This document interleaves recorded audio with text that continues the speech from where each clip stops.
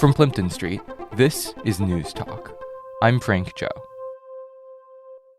As Dean of the Faculty of Arts and Sciences, Claudine Gay largely managed to avoid national media scrutiny, even as several faculty members became the subjects of highly publicized scandals. Now, as the public face of Harvard, that's no longer possible. Today, two of our reporters join us to talk about Harvard President Claudine Gay's first 100 days and the political turmoil and campus division that have marked it. Good morning, this is Miles J. Herszenhorn, and I cover Central Administration for the Harvard Crimson. Hi, I'm Claire Yuan, and I also cover Central Administration. Thank you so much, Claire and Miles, for joining us. In the past few weeks, tensions have flared on campus after 34 student groups signed onto a statement holding Israel entirely responsible for the ongoing violence in the region. And the administration's response, namely Harvard President Claudine Gay's response, has also come under fire. Could you tell us a little bit about what the administration's response is and why campus has been divided over it? Just over 2 weeks ago, after the fighting began in Israel, a bunch of student organizations led by the Palestine Solidarity Committee signed onto a statement that held, quote, the Israeli regime entirely responsible for the fighting in Israel. This statement sparked intense backlash on campus, but also online, with political scientists, members of Congress, and even former Harvard President Larry Summers criticizing the students. Over the course of the past year, Claire and I have spoken to every former Harvard president, with the exception of Larry Bacow, who we've only interviewed when he was in office. But those conversations reveal to us that there's at least a tacit understanding among former presidents to not criticize their successor and to avoid telling the incumbent administration what to do. Larry Summers' posts clearly violated that. And were not just surprising to us who cover the university administration, but also shocked current university officials. So the university was under pressure, both from groups on campus, but also prominent figures online and in the public sector, to distance the university from the Palestine Solidarity Committee's statement and also to fiercely condemn Hamas and the deadly fighting in Israel. By the end of the day, on October 9th, the university released its first public statement about the fighting in Israel, and it marked an end to Claudine Gay's first 100 days in office. Could you tell us a little bit about what the university's response was in the days following, and just what those positions have been? The first statement released by the university was signed by President Claudine Gay, Harvard Provost Alan Garber, Executive Vice President Meredith Wienick, and all of the deans of Harvard's schools, including the Faculty of Arts and Sciences and the School of Engineering and Applied Sciences. So it was truly a university-wide joint statement. And that first release did not mention the student statement. It did not explicitly condemn Hamas. And it was more of a general statement that just mourned the loss of life and said that the university administrators were heartbroken by the fighting. It was clearly not enough for a campus that was reaching a pressure point as pro-Palestinian students were facing intense backlash, both online and soon to be on campus, over the statement, and students with connections to Israel were feeling deeply hurt by that statement, while also mourning the loss of relatives, friends, and other people that they knew in Israel who were touched by the attack. And in the coming days, the university would release another series of statements that would mark shifts in its response. What were those, and how did the position shift? After the first university statement, people on campus and across the nation were really looking at Harvard kind of skeptically, feeling as if the statement, which they already claim took too long to come out, then didn't go far enough in condemning Hamas and the violence. So the next day, on Tuesday, Claudine Gay released a solo statement, this time just one sent solely from her, clarifying pretty forcefully that she condemns Hamas, condemns the violence, and it also made an effort to distance the university from the statement from the PSC that had caused so much controversy. But then things sort of took a turn for the worse when students who were involved in actually drafting the PSC statement or were allegedly tied to student organizations that had signed on to the statement started getting doxxed. There were several websites that began publishing their personal information, names, photos, what organization they were supposedly affiliated with. And then someone also hired these billboard trucks to drive around the streets surrounding campus and just display faces, names in a way that was, made students feel very unsafe. Then people started calling on the university to actually respond to these doxing attacks, to do something to acknowledge that students were being harassed, being threatened, being exposed. So on Wednesday night, we get another message, this time from Meredith Wienick, and it's a pretty general statement just about safety on campus. It doesn't mention the doxing trucks. People, again, not super satisfied with it. People are calling on Claudine Gay to say more. We still have pretty strong calls from either side of this issue. We have CEOs of huge companies calling on Harvard to release the names of the students who had signed on to this statement saying, we don't want to hire them. Then we have others who think that perhaps the calls have gone too far and we should leave the students alone. Thursday night comes around and Claudine Gay releases yet another solo statement. This time it's a video message. In this video address to affiliates, Claudine Gay basically strongly rejects the idea that the university should in any way punish or publicly expose the students who had signed on to this statement, despite the fact that 2 days prior, she had released a statement trying to distance the university from exactly what they had said, the contents of their statement. Over the course of the following week, PSC then organized a series of other events essentially reiterating these same demands. And this time, we also saw some counter-protesters showing up at each event. Thank you so much. But responding to the war in Israel and Gaza hasn't been the first or the only challenge of Gay's presidency. Let's talk a little bit about affirmative action, another issue that's marked the earliest days of Gay's presidency. How has the administration decided to handle the Supreme Court effectively striking down affirmative action in higher education? Unlike what's happened in the past couple of weeks on campus, the issue of affirmative action was a challenge that Claudine Gay knew she would face stepping into the presidency. That doesn't necessarily make it any easier. When the Supreme Court struck down affirmative action on June 29th, Claudine Gay was just 2 days out from assuming her new post at the head of the university. And Harvard has long been looked to as a leader in higher education, and it has also long prided itself on being a campus that values diversity in its actual admissions process. Now the Supreme Court has told Harvard and all of these other universities that they are not allowed to consider race in their admissions practices. Though not a surprise, this decision marks a big change in higher education, and many will be looking at Harvard and many of these other peer institutions that release statements immediately following the decision, reaffirming their commitment to diversity on campus, to actually keep to that promise. The Supreme Court handed Gay a massive challenge as both the leader of Harvard and the leader of higher education, as many will look to her and her administration for guidance as colleges and universities look to see how they can change their admissions policies in order to comply with the law while still maintaining a diverse student body.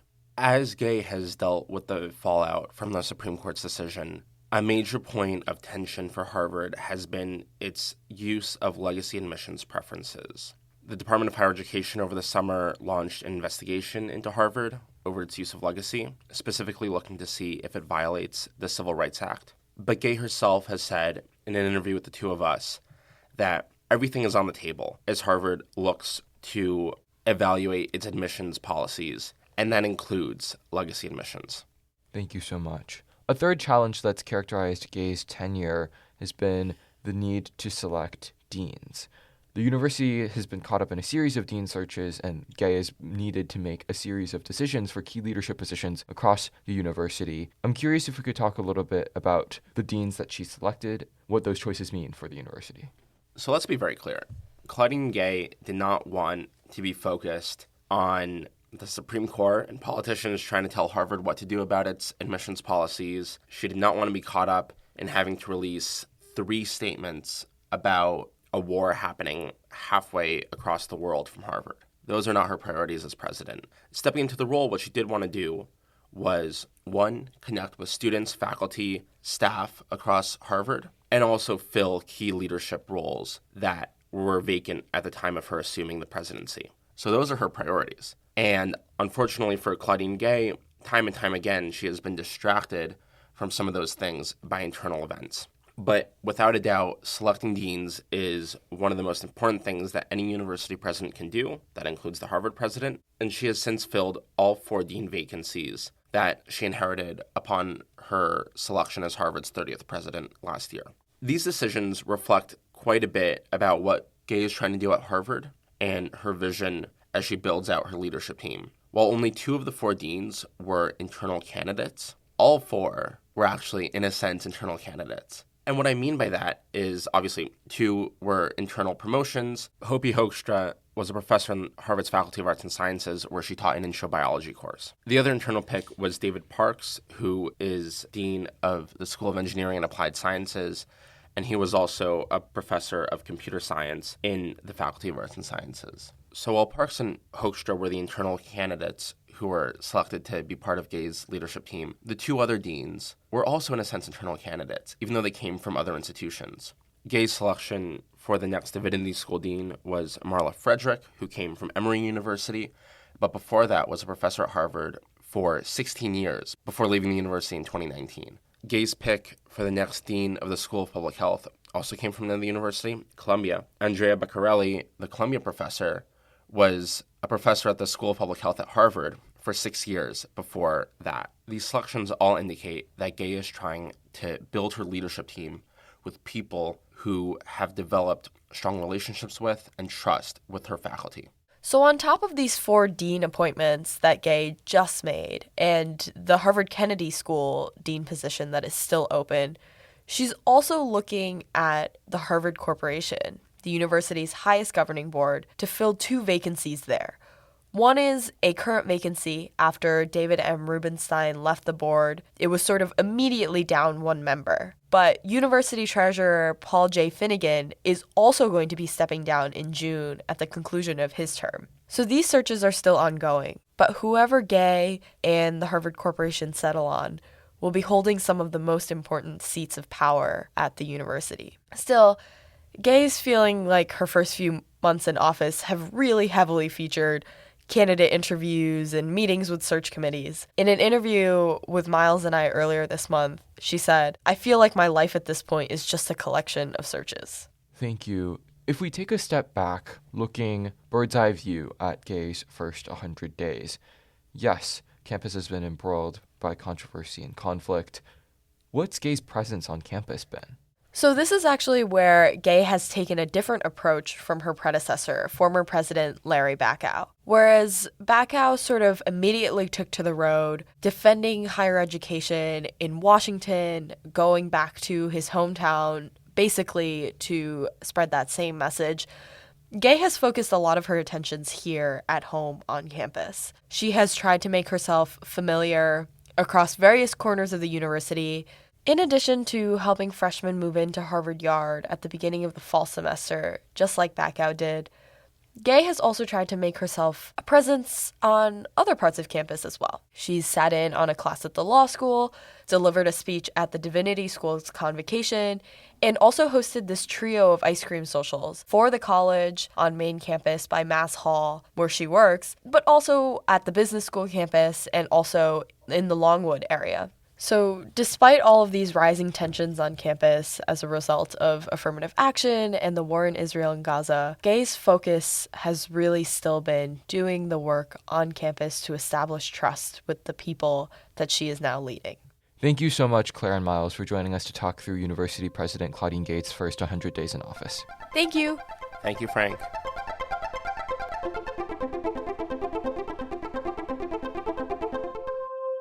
Less than 7 weeks after Harvard Kennedy School Dean Douglas W. Elmendorf announced his decision to step down at the end of the year, the search for his successor has begun in earnest. Today, 2 of our reporters join us to talk about the ins and outs of the search and where it's at right now.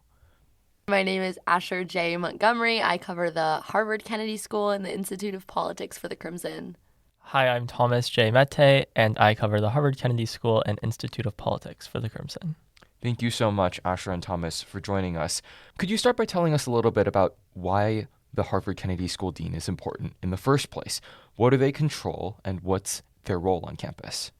The Kennedy School has over 23,000 alum. They cover public policy, government, leadership, economics. They grapple with all of these global issues, taking precedent in news today. One professor called the position as dean in the eye of the storm.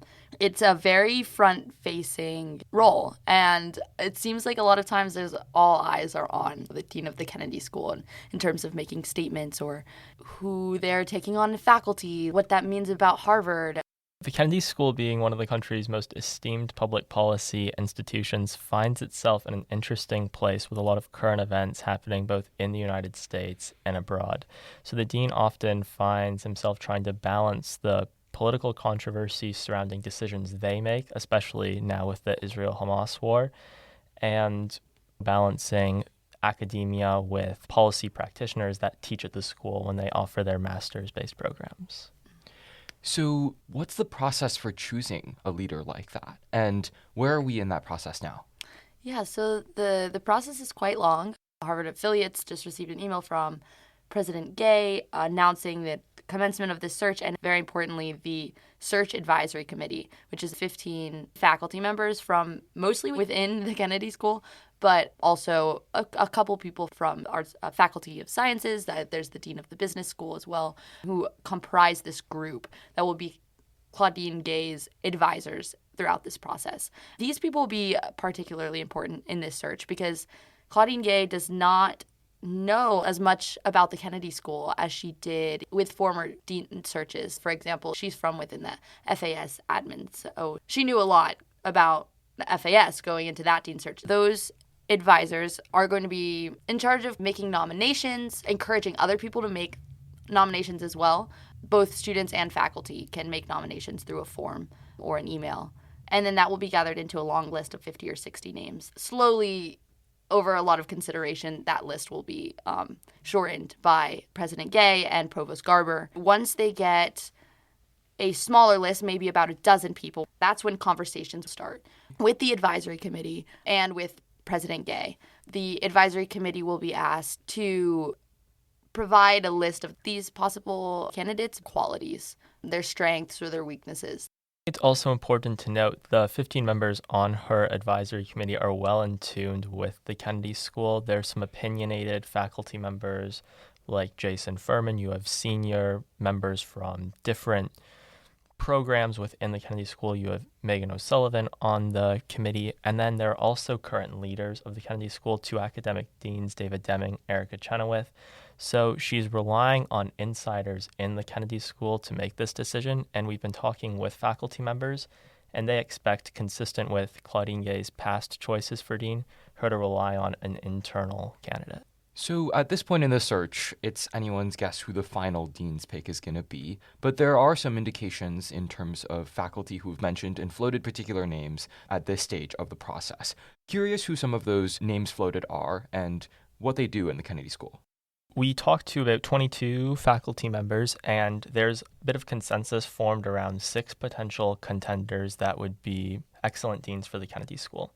David Deming and Erica Chenoweth, both academic deans who are actually on the search committee right now. So in order to be considered and selected, they would have to step back from those roles. Then there's also former Massachusetts Governor Deval Patrick. He's well liked within the school, and some people have even said that it could be his job tomorrow, but he's actively telling people he's not interested. And then there's also Archon Fung, who served as interim dean of the Kennedy School when the process to select Dean Elmendorf was taking place. And there's Danielle Allen. She's a university professor that doesn't hold a specific role within the Kennedy School right now, but she was shortlisted to be the university president during the process to select Larry Bacow. And there's also Iris Bonnet, who is a Swiss economist who was said to be economist top pick for dean, so they're putting their backings behind her. And she did not reply to comment for the story, so we don't know if she's interested in the role or not. Clearly, a lot of these are well-respected, esteemed members of the Harvard Kennedy School community. Curious if there are initial assessments that are coming out about each one of these in terms of pros and cons of each. Yeah, we'll start with Archon Fung. He is a very prominent member of the Kennedy School and was mentioned many times because of his stint as interim dean. There is a consensus that his research is really important to the Kennedy School. He was called brilliant several times by members of the Harvard faculty. What people have to say about his interim stint, however, is not so good. And it's important to consider people aren't going to be able to make much change as an interim dean. That's not really their role. He was only interim dean very briefly. But what his stint did do is tell a lot of the faculty members that his form of leadership is going to be very similar to Dean Elmendorf's. And that's not something that people want to see. In the sense that the Kennedy School needs to move in a more equitable, in a more relevant direction. And people question if Fung would be able to do that as a next dean. And then there were similar critiques for David Deming, who is the current academic dean. He told us that he is not interested in the deanship position, and he's also serving on the search committee. But it's not impossible that he could still be considered for this role if he decides to step down from the search committee. Then there's also Erica Chenoweth, who is another academic dean at the Kennedy School, the academic dean of faculty engagement, which is a recently created role. And Chenoweth is also the faculty dean at FOO House.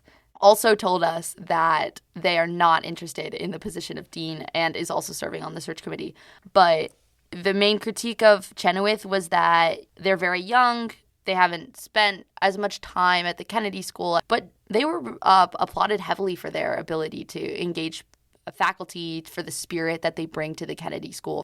So probably the most prominent publicly on the list is former Governor Deval Patrick. So he served as Massachusetts governor, and after his stint at the governor's office, he joined the Kennedy School, a part of a Democratic leadership program. He's well-liked around the school and definitely seen as someone that could very easily become dean. One flaw that a lot of people are seeing is he doesn't have a background in academia. People are saying that can hurt the school's credibility at a time there's already so much concern that they're falling behind Princeton and Georgetown's public policy schools.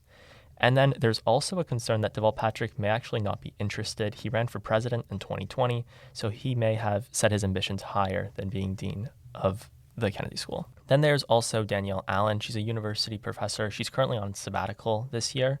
A lot of people think she would bring a fresh perspective to the Kennedy School. However, she lacks the institutional knowledge to take the Kennedy School in a new direction.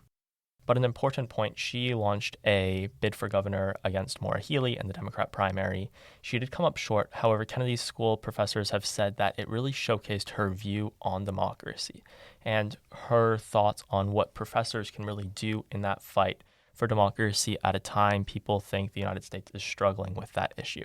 So she would really take them in a new, relevant direction. Then there's Iris Bonet. She's a Swiss economist. She's garnered a lot of praise from economists at the Kennedy School. Senior economists have said that the economics department at the Kennedy School is really going to back her throughout this process. They believe she is the best for the role, but there's been wide consensus from the non-economists that it's time the school maybe chooses someone that comes from a different background. Dean Elmendorf and the prior dean both were economists. It's been 20 years that they've had influence on curriculum and administration. So a lot of people believe that Iris Bonet would keep the school where it is in a stagnant position. However, she is the only international on the list. We had a lot of professors talking about a need for an international focus from the Kennedy School. Over Dean Elmendorf's tenure, the amount of international students boosted significantly, and it's now over 52%, while the curriculum at the Kennedy School remains very American-centric in the eyes of a couple of professors and students as well. And so what faculty would like to see in a new dean is an increase in support for international students, but also a shifting in the curriculum in general to be more of globally minded. The incoming Harvard Kennedy School dean, regardless of the final pick, will have to face a series of challenges that are currently facing the Harvard Kennedy School. Wonder if you could tell us a little bit about some of those challenges and what the dean will have to make decisions on. Something big that we just saw in this last week was the Hamas attack on Israel and how central Harvard actually became in that viewpoint. The president and the dean of the Kennedy School, as well as students facing a lot of backlash for statements that they made throughout the week. And what that resulted in is the loss of two major donors to the Kennedy School, the step down of Israeli billionaires from the executive board and the Wexner Foundation cutting ties with the Kennedy School. A new dean is going to have to reckon with that, either finding new financial support for the Kennedy School or figuring out a way to keep donors happy, which is big issue for the Kennedy School because there's questions of academic freedom when it comes to pleasing donors. But you also have the responsibility of upkeeping an expensively run university. The United States is also at an interesting point politically with the fall of Roe v. Wade and affirmative action. So the Kennedy School is also going to have to reckon with those issues. And the Kennedy School has only been led by white American men.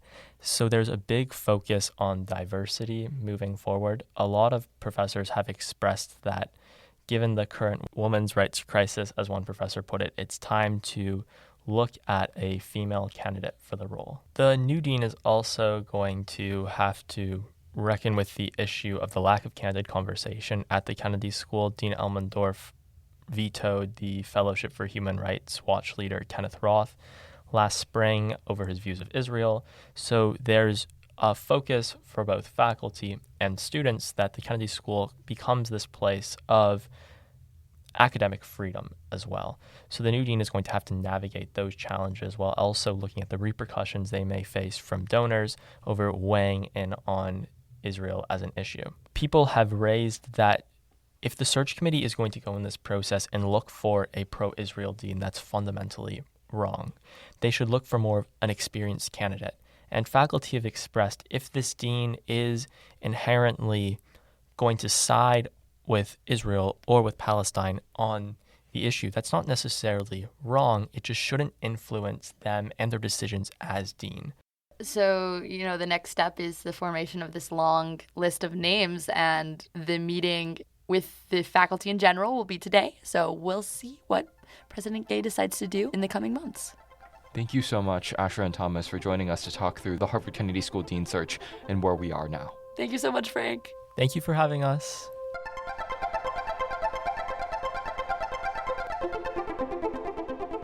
Newstalk is hosted by Frank S. Zhou.